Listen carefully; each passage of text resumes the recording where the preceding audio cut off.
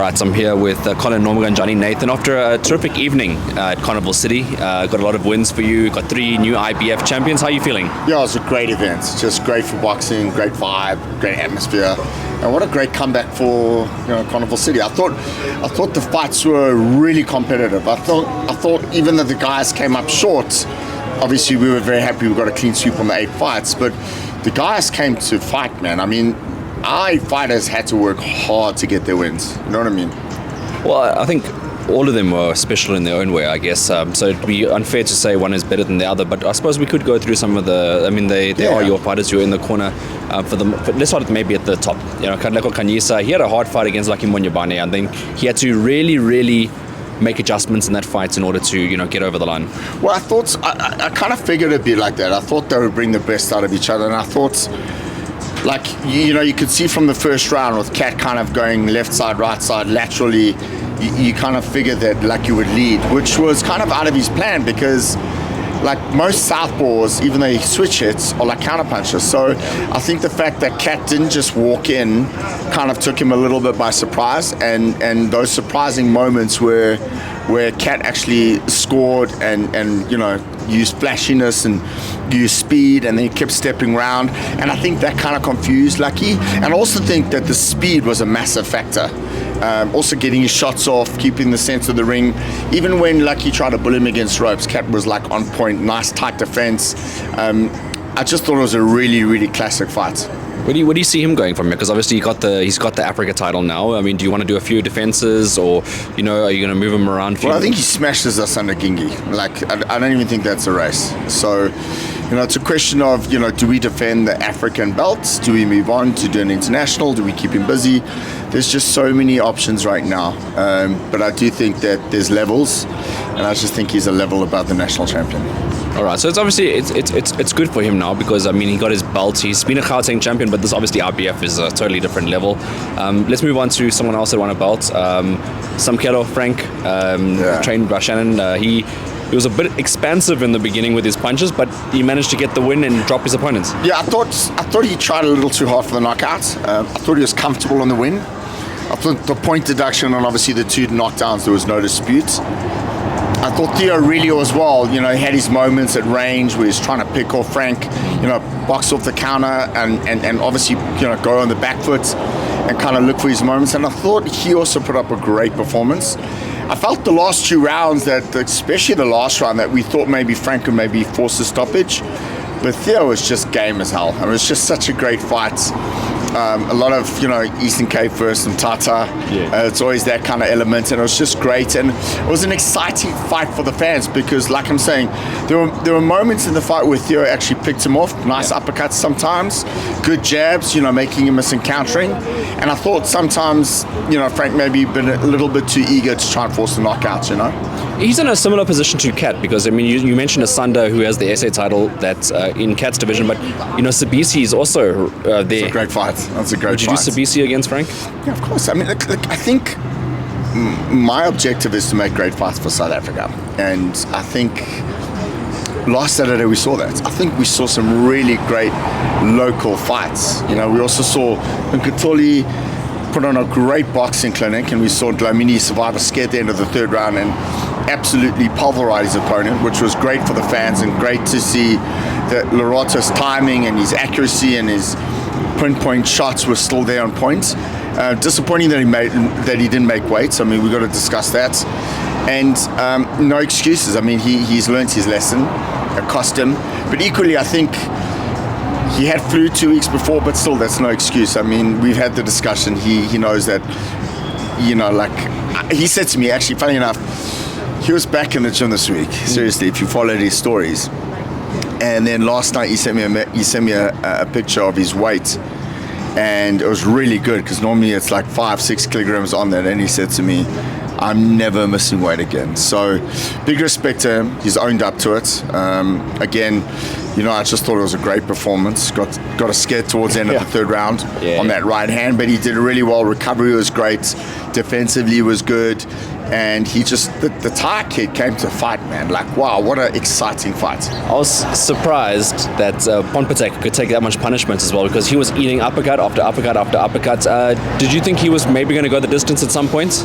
No, I kind of got the feeling that he was going to wilt at some point. You can't keep taking those kind of flash shots and keep being in the fights. He was in the fights. He took a couple of headshots, like flash ones, and he came back.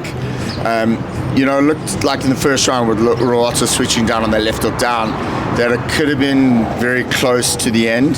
And then, of course, Lorato took his time, and the third round happened. So I thought, to answer your question, no, I actually kind of figured the fight would play out the way it did. On the other end, before I get to Kadri and his IBF title, Sequence, who you mentioned as well on the international, he could have probably put his guy away at some point, right? I mean, he was in cruise control throughout. Yeah, he was in cruise control, and it was a workmanlike performance, but I thought some of the skills that he displayed were just like, he's world class. Like, just, it was beautiful to watch. And obviously manning his corner there with Ledumo, it was just unbelievable to watch. There were times where he just catch him jab, sidestep, make him miss.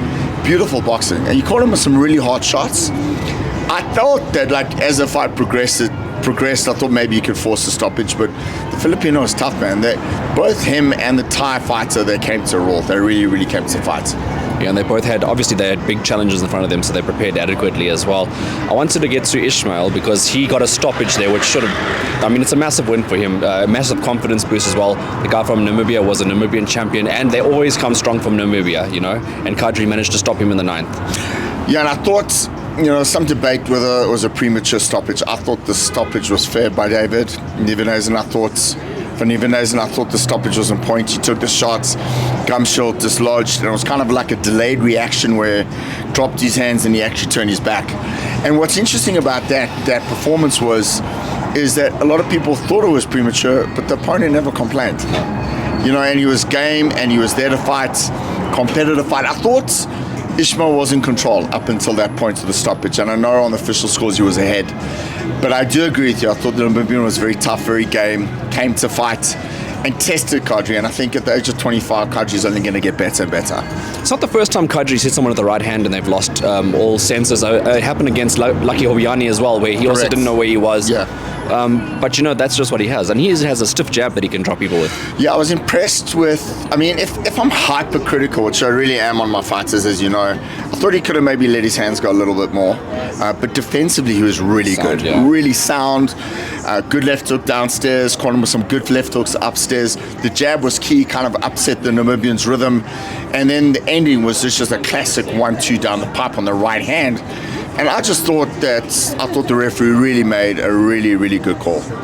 And obviously incoming with the two youngsters as well, Josh and Daron. Josh had a stern test. I'll put it this way. Yes. And he showed a lot of good boxing maturity, a lot of good boxing IQ. He realized after the 4th, which I thought he lost, that, look, I'm not going to be able to take this guy out. Let me just box off the back. And he boxed off the back foot beautifully. Really showed a lot of promise at the age of 20, and I think he's got a bright future. He's also one of those kids, he started off, he was a bit nervous in his first fight. He's now 7-0, he's climbing the ladder. And I think, like down the line, we should also maybe look at doing maybe a youth belt down the line, probably in a year's time. But I think he's showing his levels. He's leveling up. He's maturing. I still don't think Josh has got his full man strength yet. And I think that's going to come.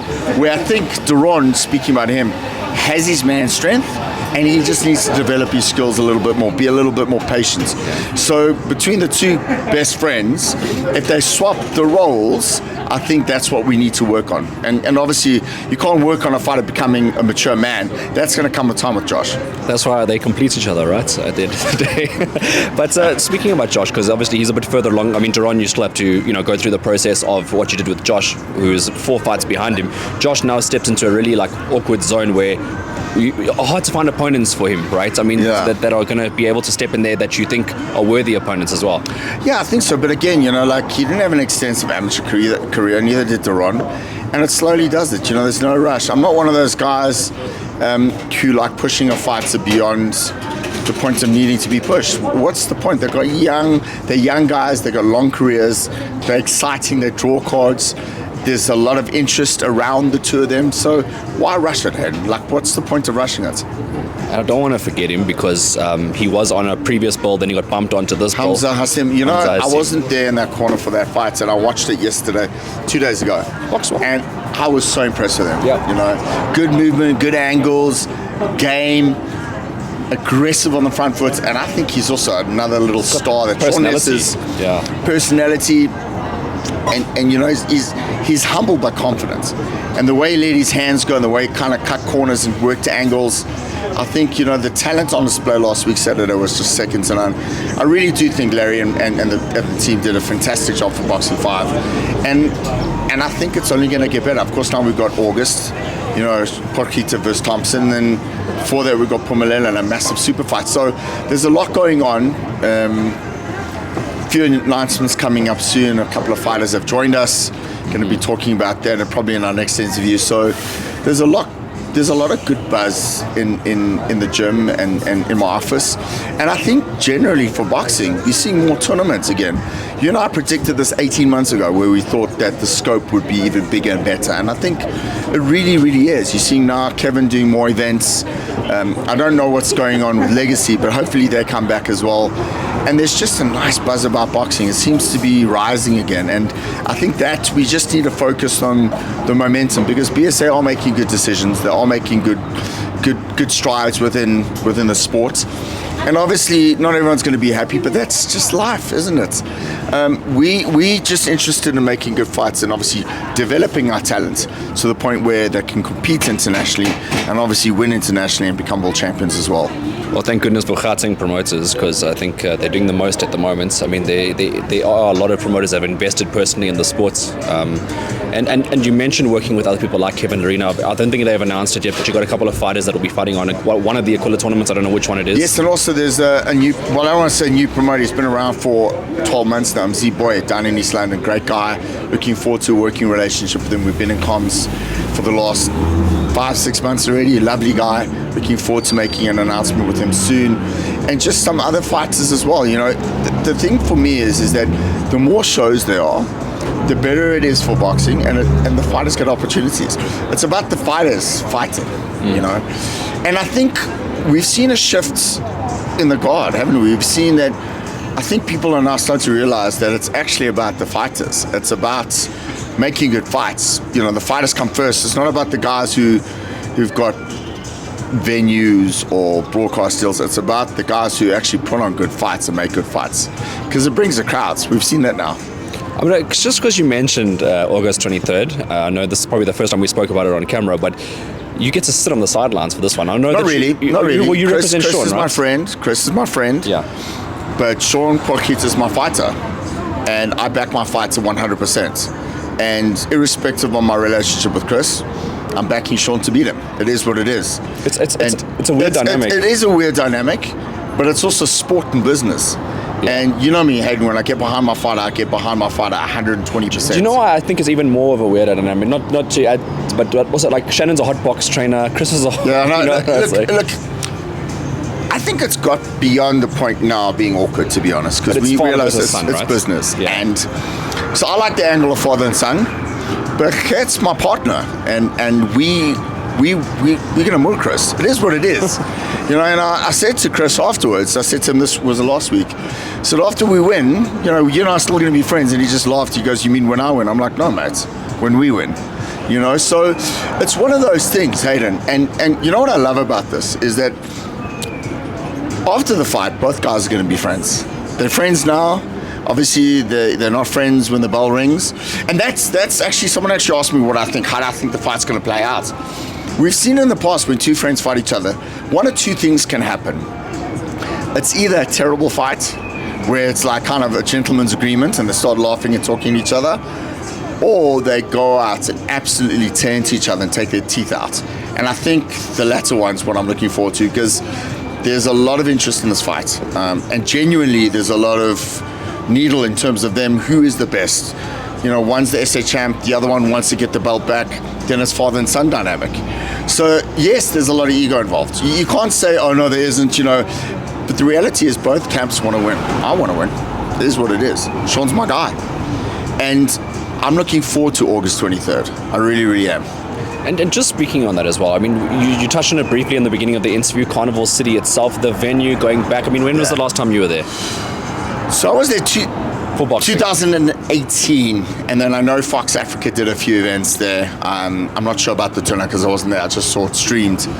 But it's just such a great venue for boxing. That venue, next to Nashrick, is arguably probably the best boxing venue in South Africa. What I like about Carnival is like wherever you sit, you'll be able to see the ring. Top, bottom, middle, even at the bottom, you can see what's going on. And it's just a great venue for South African boxing, and historic as well. All right, and obviously some big wins, and August 23rd. Is there any other athletes besides Phumelela that'll be fighting on another promotion just before that date? That's our next interview, mate. Okay. There'll be a few more announcements and signings and stuff in the next couple of weeks. Okay. So exciting times ahead. Exciting times, always. Bro. Like always. Good seeing you, bro. Thank you. How was the honeymoon? No, very nice. Thank you. And on the scale? No, you don't want to go there. No, the honeymoon you only increase, so it gives you a bigger challenge. You only increase. Shot, mate.